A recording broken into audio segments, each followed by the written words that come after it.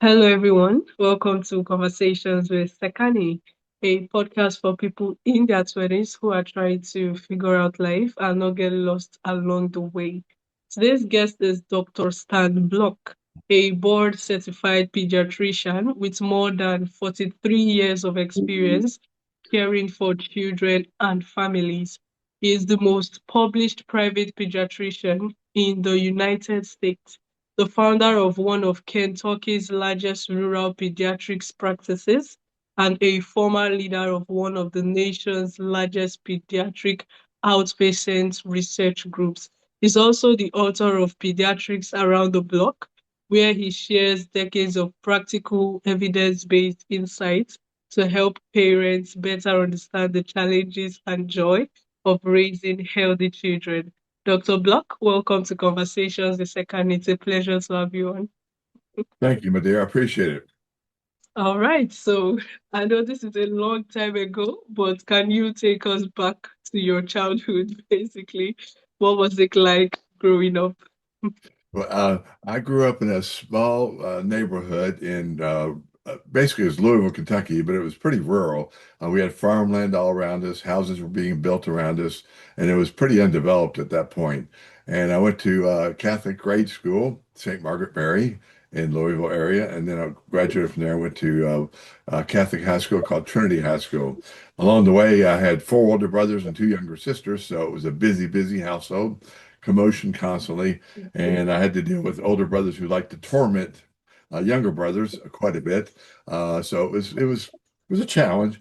And then also to do academic work like I needed to do, I had to shut out the world despite all the noise and commotion going on around the household. So and also I was very self-driven. My parents didn't know what I was doing or where I was. Back in the old days, it was perfectly acceptable and a good way to learn. So I was on my own for the most part, actually for most of my lifetime, making decisions. Uh, and they were overlooking me, but at the same time, they let me go ahead and make my choices for the most part. Never, in general, I must have made really good choices, which I think I did. So in general, it was a fun household, and my mom and dad were very, very special people. They were very caring, loving. My dad was always involved with us kids with the sports and activities and outside in the backyard playing basketball, baseball, football.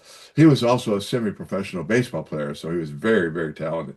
And I had two older brothers that were all state in baseball, and another one that was very good in baseball. So a lot of baseball in the family. I didn't get that gene. I'm good at it. I didn't like it though. I don't know why.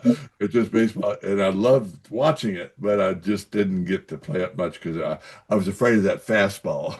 A few times the pitcher beamed me, and I said, I need a different sport." So I'm taking up basketball, and I became very proficient in basketball, and actually became all region in Louisville, Kentucky, which is quite an accomplishment because Louisville is quite a basketball haven. So I was very good in my basketball skills.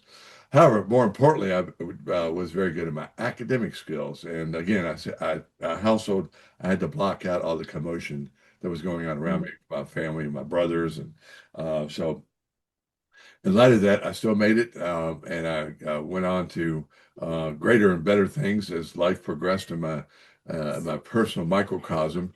So I went to college at first 2 years at DePaul University. I played basketball there for a year, freshman basketball, but it became too much. I couldn't study on the bus. It was just and I was too fatigued, too achy with my legs, and I just couldn't do it. So after the first year, I went ahead and I quit my basketball career and chose a different career, studying academics. I didn't know what I wanted to do. Career, I had no idea. I went to college as a chemistry major, basically, and I thought I would go into chemical engineering. Well, that quickly became kind of boring to me. So I had a very good math brain, and I was very good at science, very good at math. And the other key to my success has been the fact that I love to read. I couldn't read the typical school books that the teachers want. Huckleberry Finn, Treasure Island. No, that wasn't for me. I couldn't read that. I was bored to death. You give me a book on USS Constitution, Old Ironsides, MiGs, Royal Air Force, World War II. I'm in heaven. And sports. Oh, any sports book. Loved it. So For boys, you have to cater to their taste to get them interested. So key for you teachers out there, listen to your boys. They don't want to read the classic stuff that you want them to. That you give them books that they can be entertained with, and they will read for the most part. So that's a secret for you guys to know, because otherwise I would have been stifled. So, anyways, I was a very good reader and very, very perceptive with my acquisition of knowledge. I also enjoyed reading encyclopedias. Now that's a nerd. However, I enjoyed the World Books Encyclopedia. It was down to my level more so. We had Encyclopedia Britannica because I had those older brothers that were very into the academics as well. And I couldn't go through those. But World Book was more my speed. It's quite like the Wikipedia of encyclopedias. So, anyways, I had great teachers along the way. I went to Catholic high school, and there was a bunch of great teachers that allowed me to explore my academics well, and also allowed me to show what I know. And I found out the month before I graduated high school, they were keeping tabs. They were keeping score. I had no idea. I was just doing my work. Uh, I was going along. Okay, this is fun. I'm enjoying my calculus. Who enjoys calculus? Well, I did. Who enjoys chemistry? Well, I did. So, anyways, I was real nerdy, but I was a big jock, though. And everybody said that's a big dumb jock, and that followed me throughout my life to my advantage. You ever play poker? You know what sandbagging is? You hold the cards and you make people think you don't know what you're doing. And you actually do know what you're doing. That's what I did my entire career, sandbag.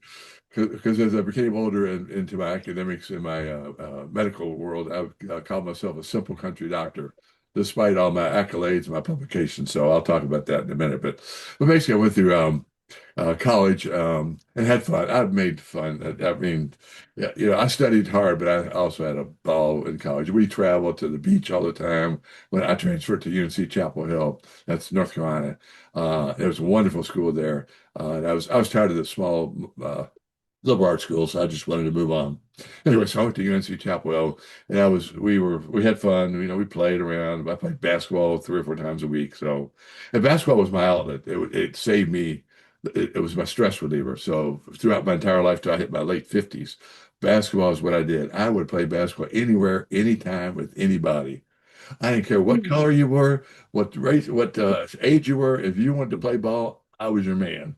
And we had a simple rule because remember, I had 4 older brothers who were bigger than me. No blood, no foul. So we played kind of rough, which worked to my advantage down the road because I took a lot of hits and I was able to give a lot of licks out as well. So, but anyways, basketball was my savior for lots of things down the road here. There is in high school, an interesting thing happened to me. I was on the playing our arch rival Saint Xavier, and it was in January, and I was on the foul line with several of my buddies were there, and one of the guys from Saint Xavier was shooting a shot, and then the guy next to me said, "Block, are you okay?" I said, "Why?" I said, "You don't look so good." So I said, "Oh," and I started feeling I got real pale and lightheaded. So I started hyperventilating and went off to the sideline. And then and I couldn't function anymore. I was done for the evening. This was the fourth quarter, and here I was scoring and rebounding like crazy. But that put me on the sideline. Anyways, my parents took me to the ER, and they heard a heart murmur, which no one had heard before. This was age 16. So it wound up that heart murmur was very significant. It was called a PDA, patent ductus arteriosus, which is an abnormal connection between the big blood vessels of the heart. Before you're born, it stays open, but as soon as you're born, within a week, day, hours, it closes on its own. Mine didn't. It stayed open. So it was causing some real cardiac difficulty. So every fourth quarter, I'd become fatigued, winded, and tired. I could barely go. And that was the reason, because my heart was really working hard to keep that blood flow to my brain and my rest of my body organs. So anyways, I wound up having surgery that summer, but the cardiac surgeon, Dr. McAfee, I'll never forget his name.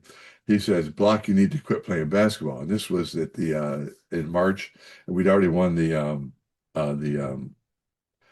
part of the conference, so we were going on to the regional.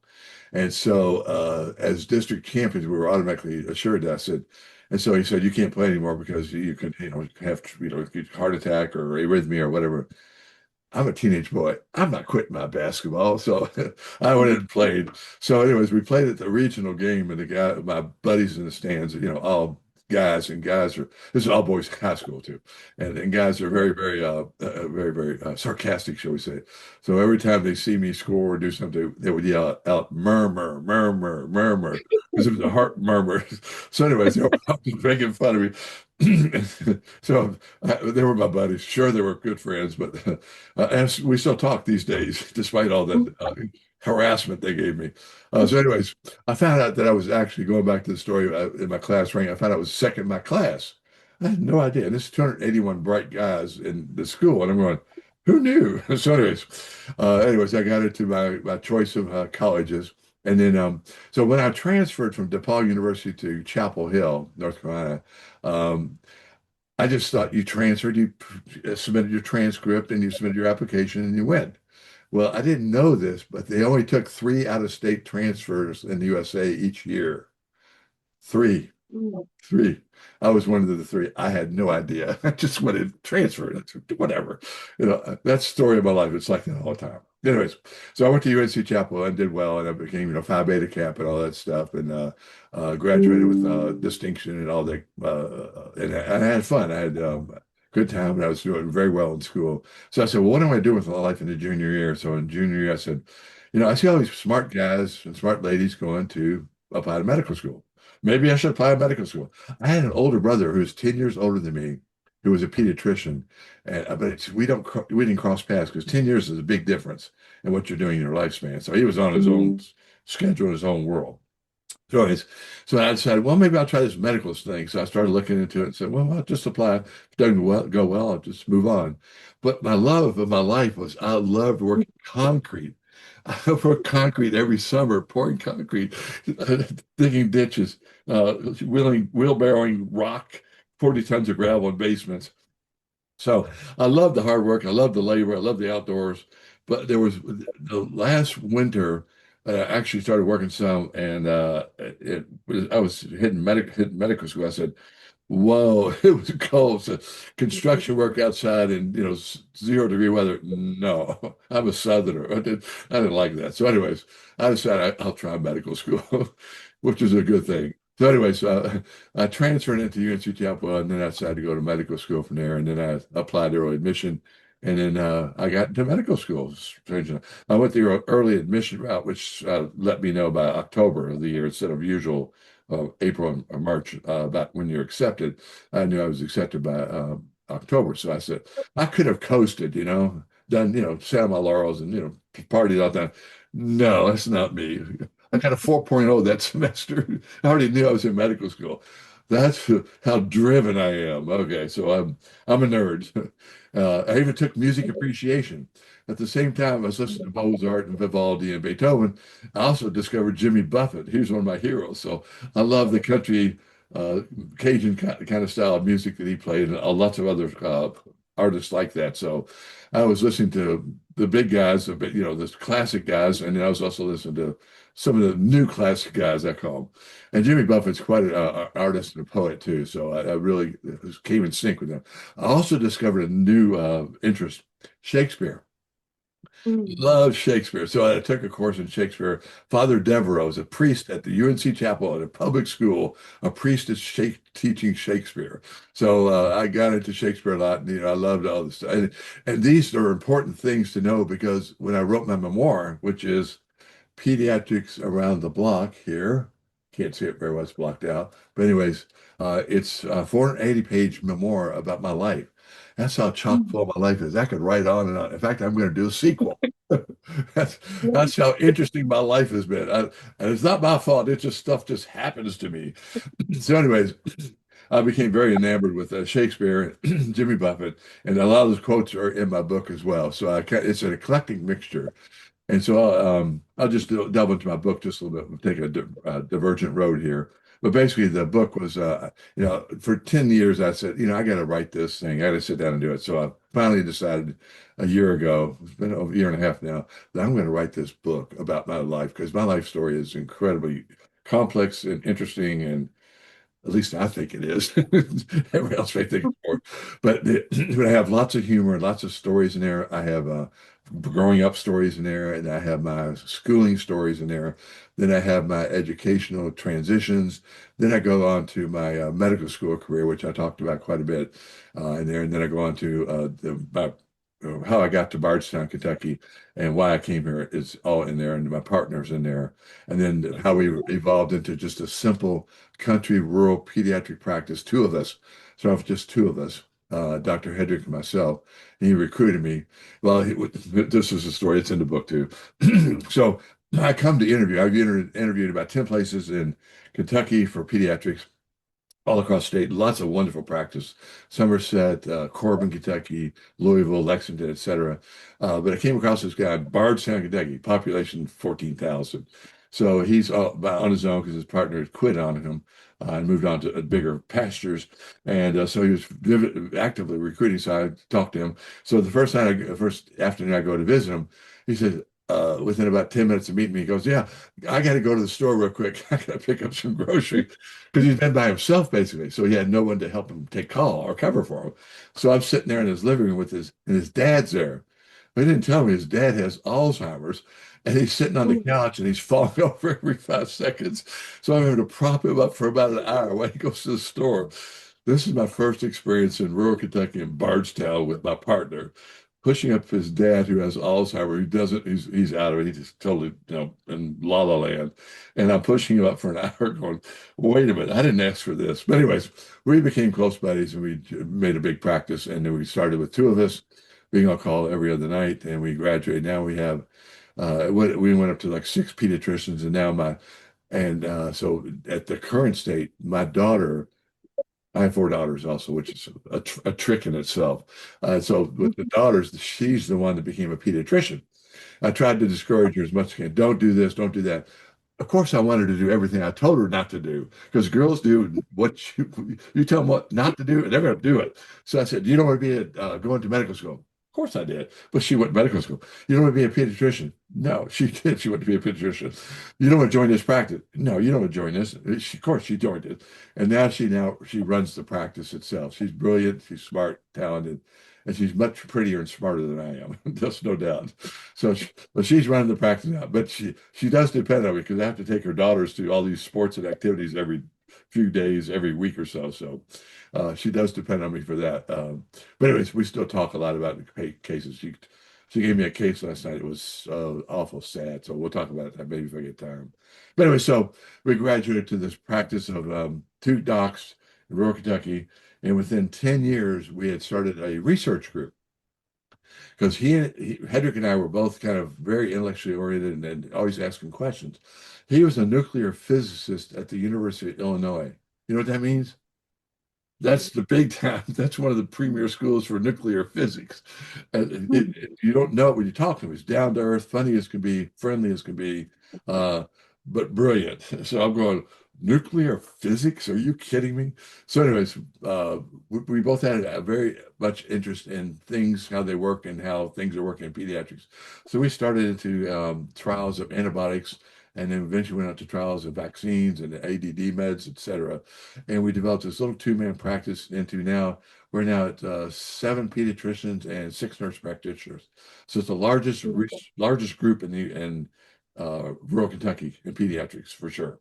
So we developed this big old group and covers all these lives, and we take good care of patients. Our axiom is take care of the patient first, worry about the bills later. You come to our practice, you follow our rules and our advice, you're ours.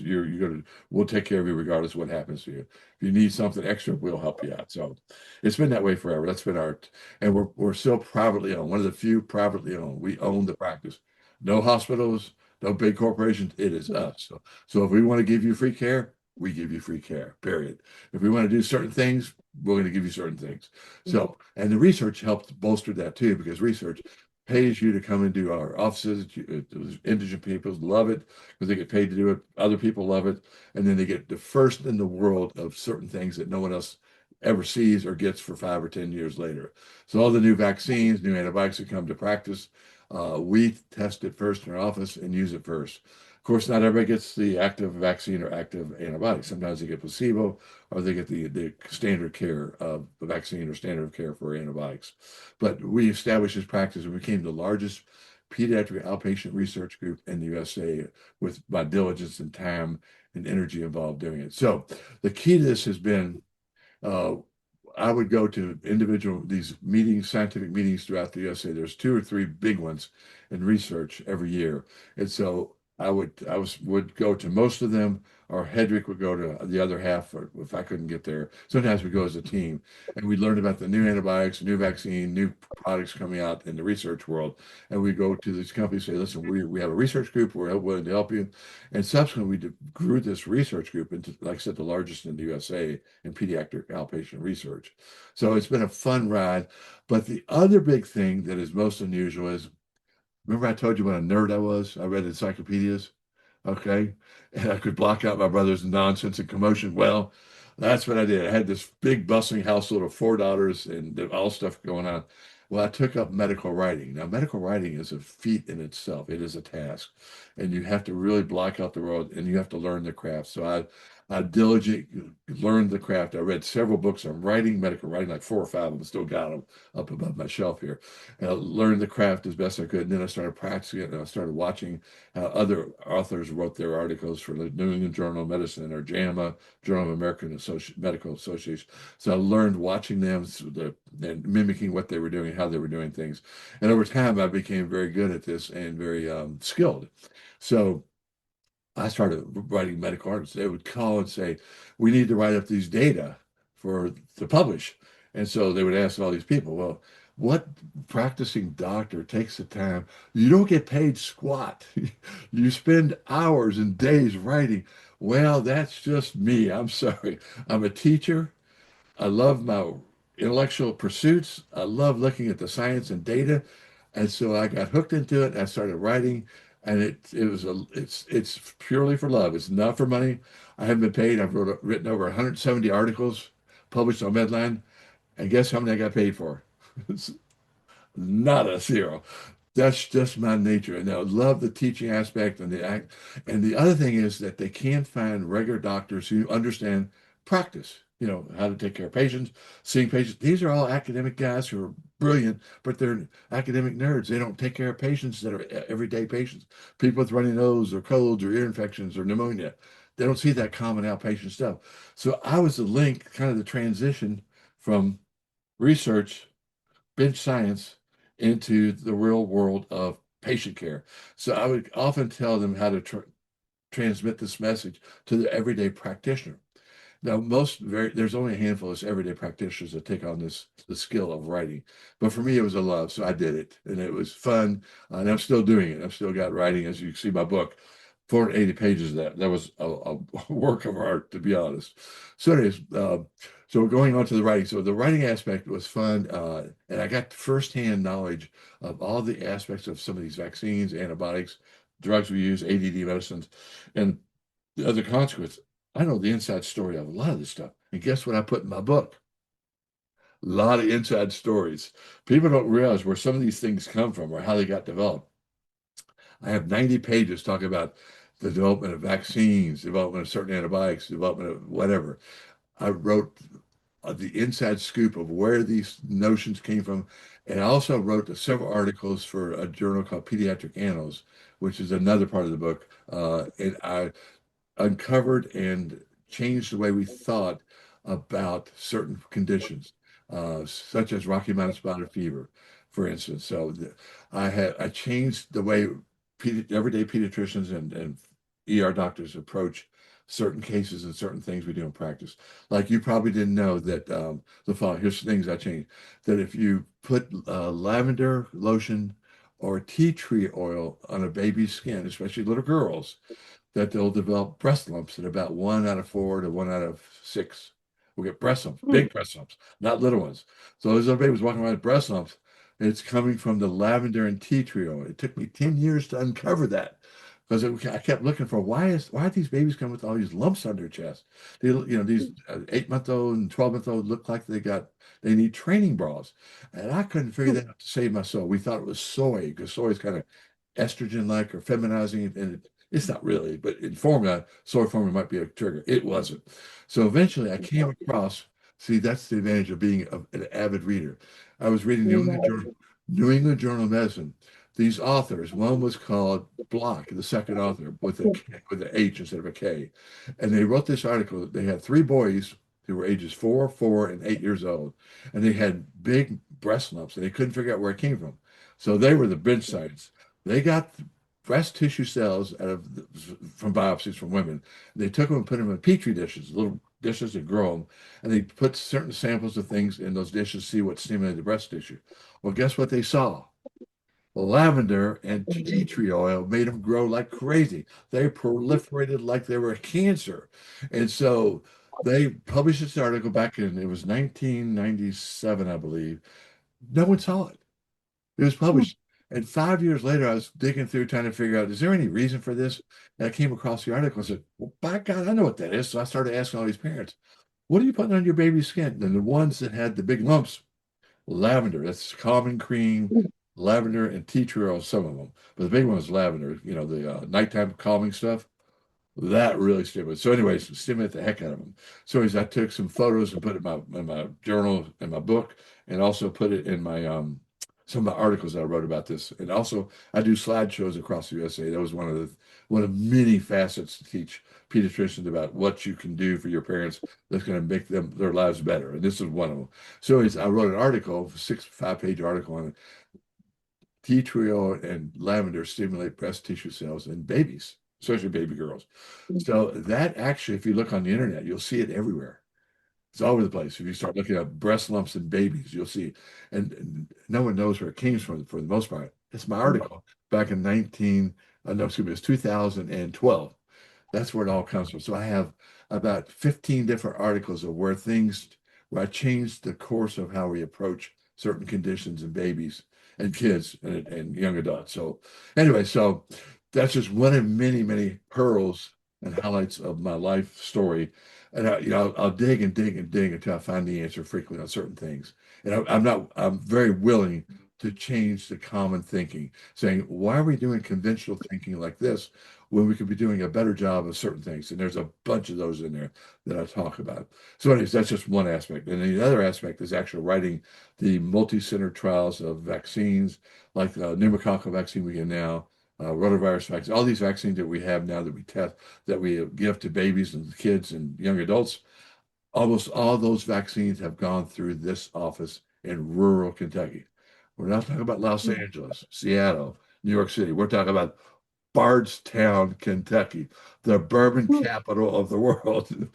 Bourbon whiskeys are the capital. So anyways, I had to throw that in there too. But anyways, all this stuff emanates from Bardstown, Kentucky, along with other sites around the USA. But since I get to write it, because no one else wants to write this stuff, because it takes so much time and energy, and you have to have a lot of brain power to get it done, I would take on these tasks, and therefore I became nationally famous across the entire United States and internationally as well. So a lot of companies come to me and ask me for advice on how to do certain studies, certain ways to do their vaccines, how to get doctors to look at their vaccine, to use it the correct way, and et cetera. So the ramifications were just amazing how much it influenced my life to go on to bigger and better things. And again, it all started because I was pushing over my my partner's father with dementia for about an hour.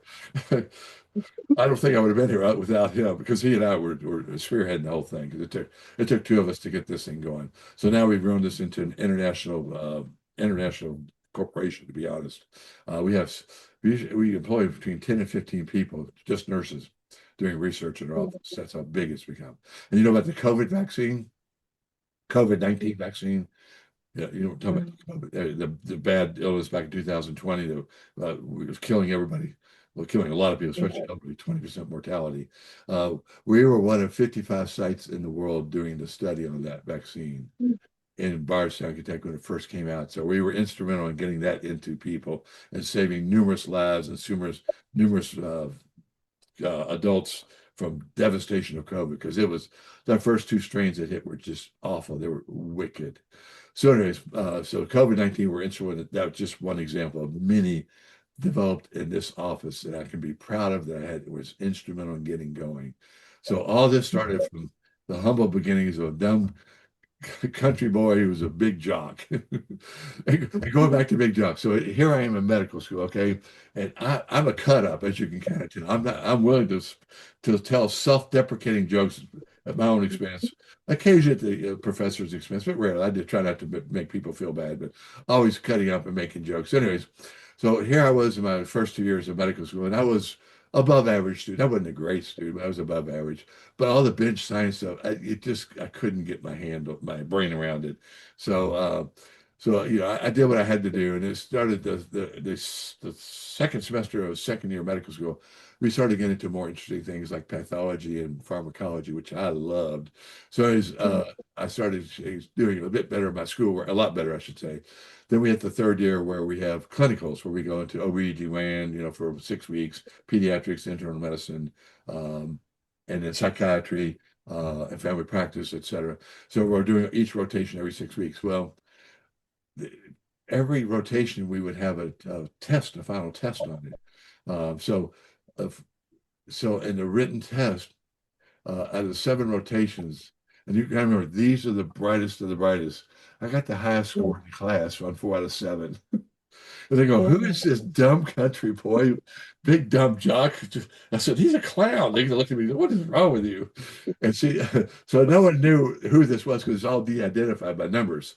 And so they didn't know who it was. But after a while, they started figuring out, "Oh, you're that guy who's breaking the curve." Anyway, so I was doing quite well with my academics, to be honest. And so I scored, we take national boards at part one, two, and three.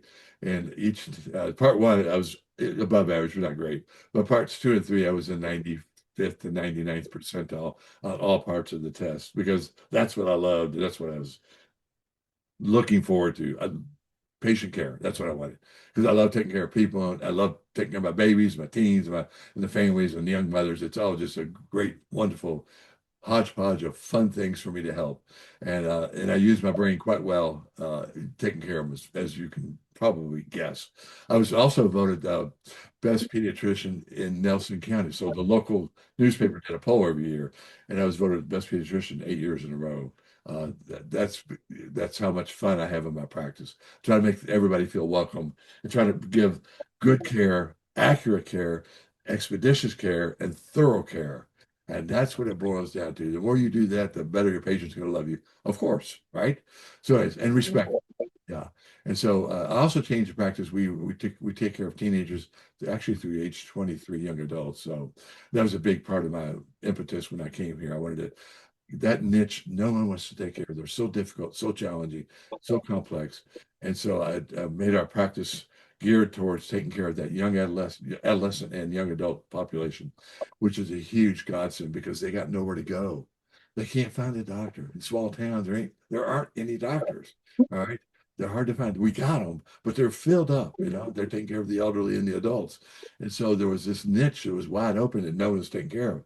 So we filled that niche. We take care of a tremendous number of adolescents and young adults, and because they can get into our office within a few hours or a day. Whereas call up 2 weeks later, you call your doctor, yeah, I got a cold, can I see? Yeah, 2 weeks we'll see you. You go, right. So you got to go to urgent care, which is not so good care frequently. So we filled that void quite nicely, and it's been a big, big plus for our community, et cetera. It also helps with our research because a lot of the research are involved with adolescents, and very few practices across the USA take care of a large adolescent population. So it's a big niche that we have in the research world too. So, anyways, so those are kind of the big things that have gone on. There's lots more. And then what else we got? So, all right, you have questions. I want to entertain. I told you. So, any All issues right. you want to hear about? Okay, so I'll just have one final question, but before I ask, I would like to say it's fun listening to you. I love your story, and now I'm inspired to check out your book. Right, I would love to You read want to read more. it? Yeah. Right, I would love to know what your childhood was like because it Yes. seems really interesting. Well, And, the first sentence starts off. My mother says I wasn't a very pretty baby. In fact, she actually quote her. She said I was the ugliest baby she'd ever seen. That's what she said. But I couldn't put that in the first paragraph because they think my mother was a heel. So I changed the wording so it wouldn't look like my mom was, being a mean mama. She wasn't a mean. She was a wonderful lady. But I had to change it because she actually said you were the ugliest baby I'd ever seen. I saw the photograph and it was very accurate description. It was like, oh, it was, oh, I was the ugliest baby. It was ugly. Because I see lots of babies in my practice. I take the cake. Yeah, I was big, big, dumb, and ugly later and started off that way as well. Anyways, go ahead. Question. All right. Wow. So yes, thank you, Dr. Stan.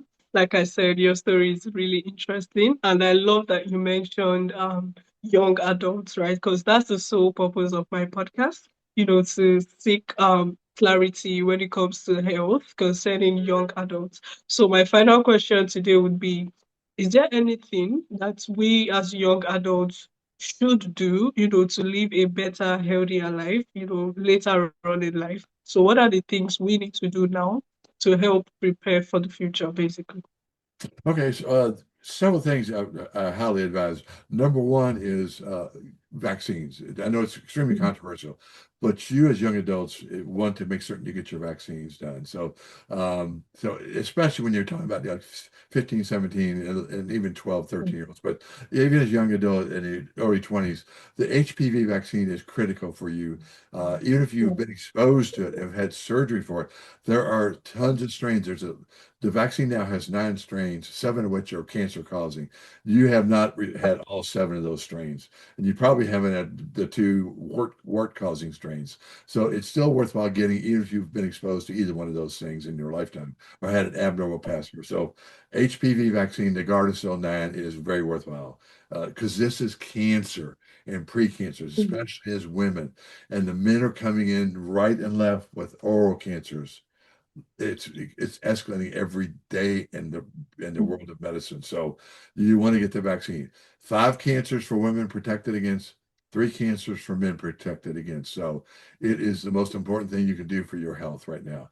The other things that are important to do is in your romance and life skills things. So you know, everybody says you can be whatever you want to. No, you have to apply yourself with hard work. And even then, you may be disappointed. You may not get to what you want to get. I've been disappointed here and there in my life too. You just have to move on and bounce with the punches. Move on, find something else you like. Like chemical engineering, not for me. Medicine, meant for me. So you move on and you roll with the punches. Other thing in your love life, make certain that you're treated with dignity and respect.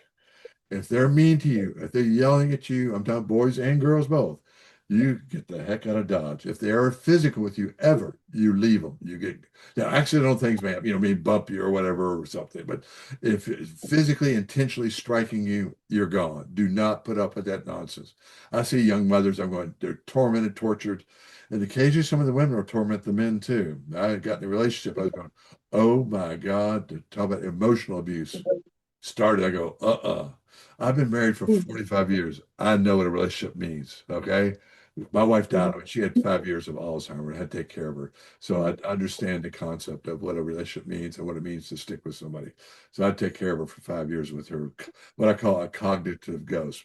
But the thing is, the relationship should be equal, not necessarily equals, but it should be on solid footing of taking care of each other's needs, looking out for each other, being other oriented. Okay.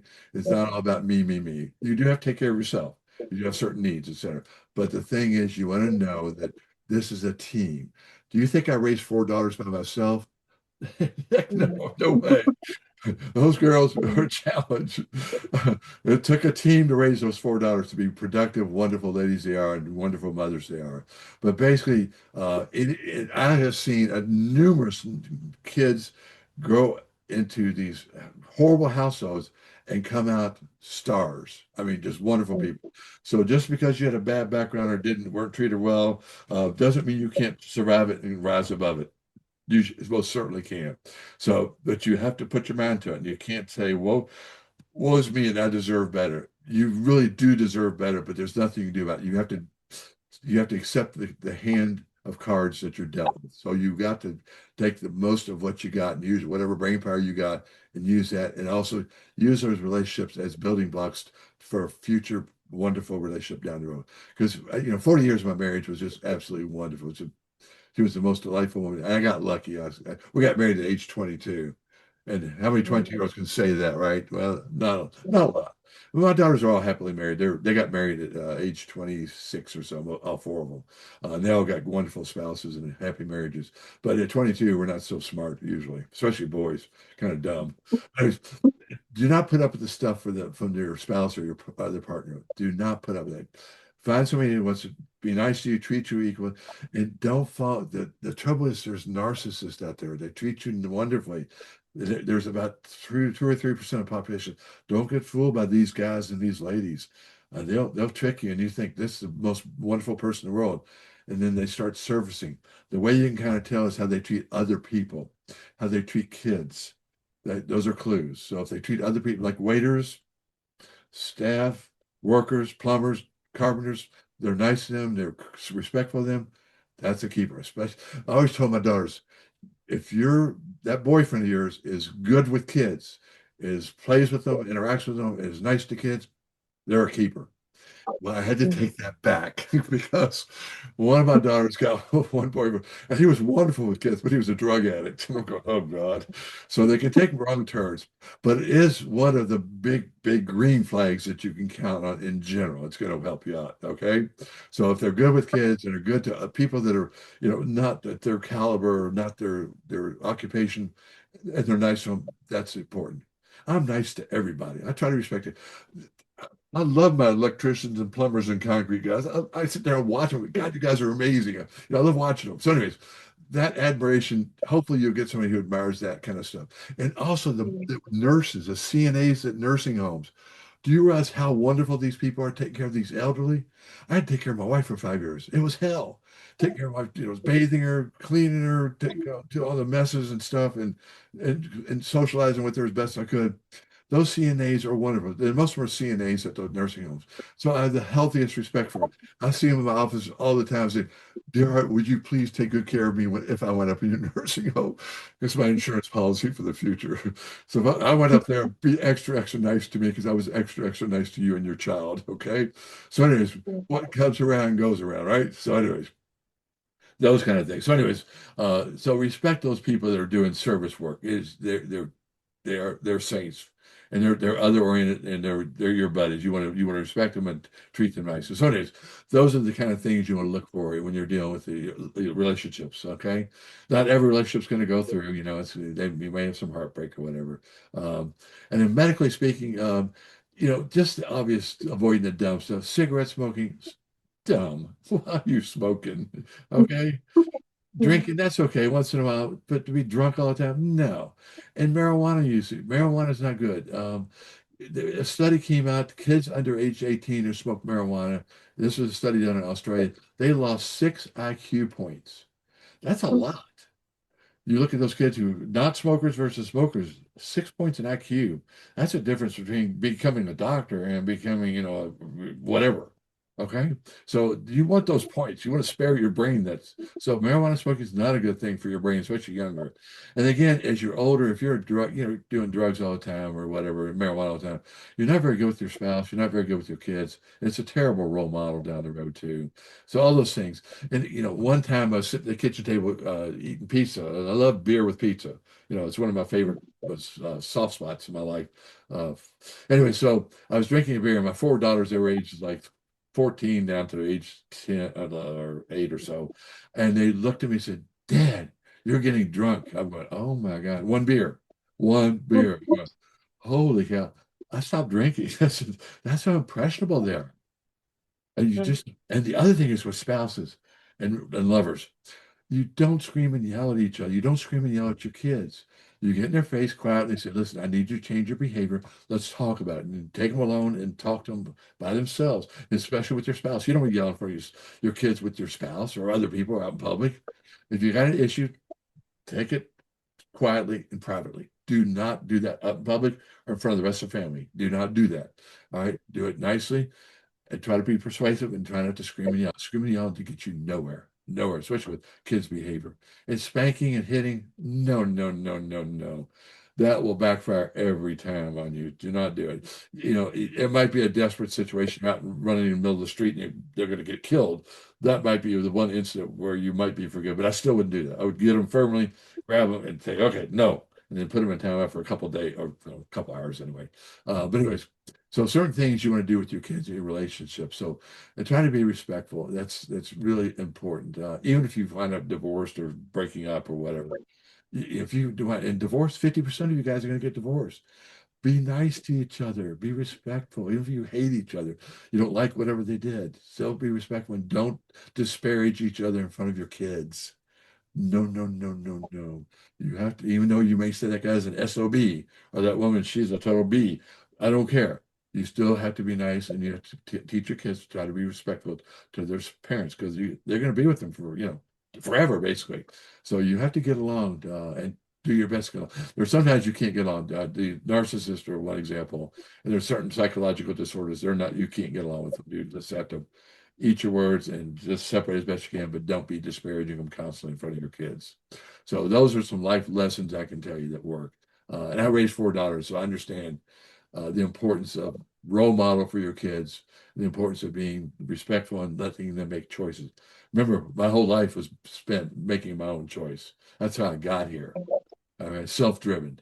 So if you let them, not everybody's going to be self-driven, but most kids will seek their own level that they can achieve with some inspiration and a little encouragement. And always, always tell your kids every night, give them a hug and tell them you love them. Always, every night. When I'm home, I had to travel a lot, but when I'm home, every night when they were little, I'd give them a bath and read them books, etc., and then put them to bed.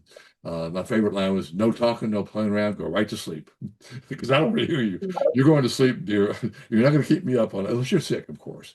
But you're not going to keep me up. So you're going to your own bed and you're going to sleep there. So that's another cardinal rule. You need your sleep. You need your privacy. Kids do not need to be in your bedroom all night long. No way. No way. No way. No way. All right. You need your privacy. You need your sleep. They need to learn to sleep on their own, period. Okay.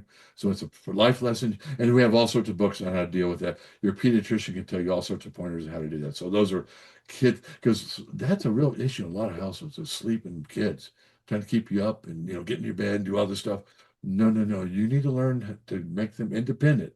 At night as swell. So it's part of the growing process. All right. So those are some life lessons over the years that I have expressed in my office multiple times. All right. Well, yes. So thank you, Dr. Stan. I would say this has been amazing, and I've learned a lot personally that I'm actually going to, adopt and put in my daily life, basically. And yes, before you go, where can listeners get to, connect with you, learn more about you, and also, get your book too? Yeah. Yes, so the book tells you pretty much a tremendous amount of my life stories in there. It's called Pediatrics Around the Block. It's available on Amazon Kindle. It's available as an ebook and also as a paperback, thick paper. It's thick paperback. Also, you can get it there's bookstores haven't taken it up much yet, but Walmart.com has it as well. And I think BarnesandNoble.com also has it available through Ingram Spark. So you can get it there.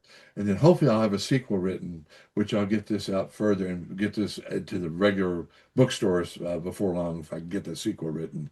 But anyways, so it's available and it's a fun read. It's very entertaining. You will not be bored.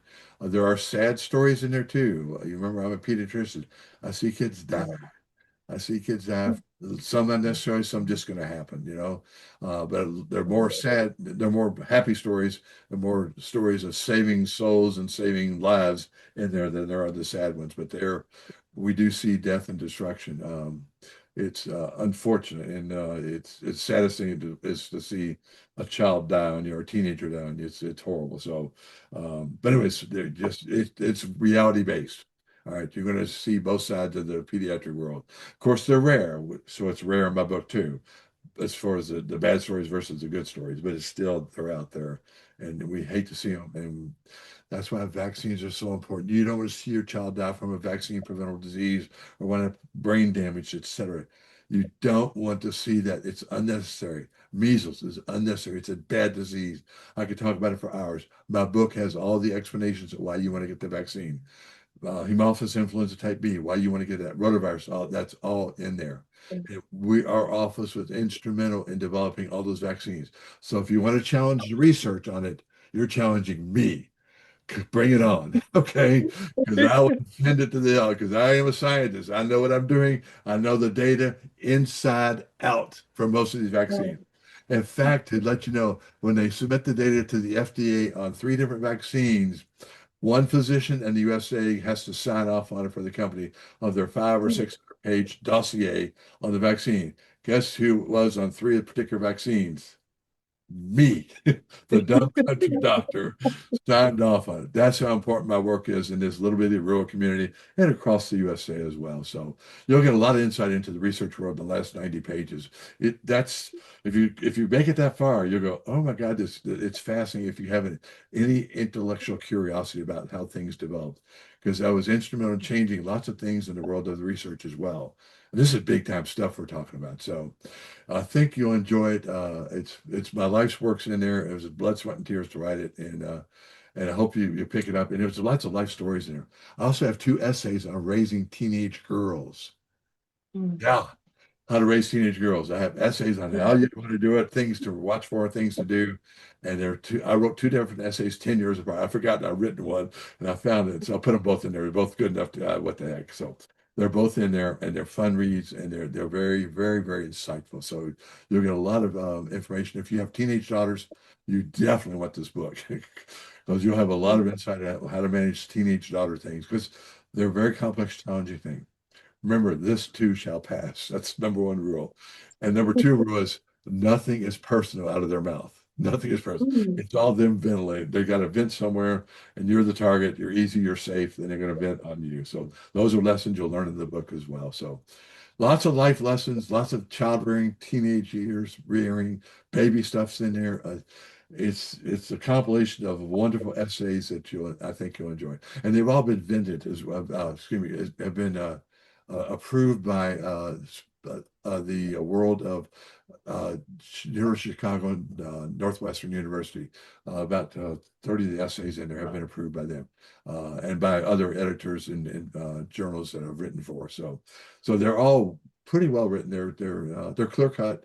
I write very unique, concise, straightforward style with a lot of humor bit in there and a lot of insightful pointers as well. So I think you'll love it. I'm bragging because it's my life's work in here. So what the heck? If I can't brag about it, who's going to? So enjoy it if you get a chance to get it because it is a fun read. But you have to stick with it. Okay. Remember the first sentence. I had to change it. My mom really said I was the ugliest baby she ever seen. But she was a wonderful lady. She'd take care of us 7 heathens. We were heathens. We were rambunctious wild boys. All right. Anything else for you, Sekani? All right, none for now, actually. And yes, your links, I'm going to put it in the show notes so it's easily accessible for listeners. So yes, thank you, Dr. Stan. Like I said, this has been amazing. And to my listeners, I would say thanks for tuning in to Conversations with Sekani. If this episode sparked something in you, just as it did in me, make sure to share to someone who you think might need this and also subscribe so you don't miss out on new episodes. Once again, thank you, Dr. Stan, and do And have a wonderful day. if you get a chance, write a review for Amazon. Those reviews make a big difference to who sees the books. So write a review. If it's a short one, 3 sentences, that's perfect. Go for it. All right. Thank you, dear. Um, Appreciate it. all right, take care. Take care. Bye bye.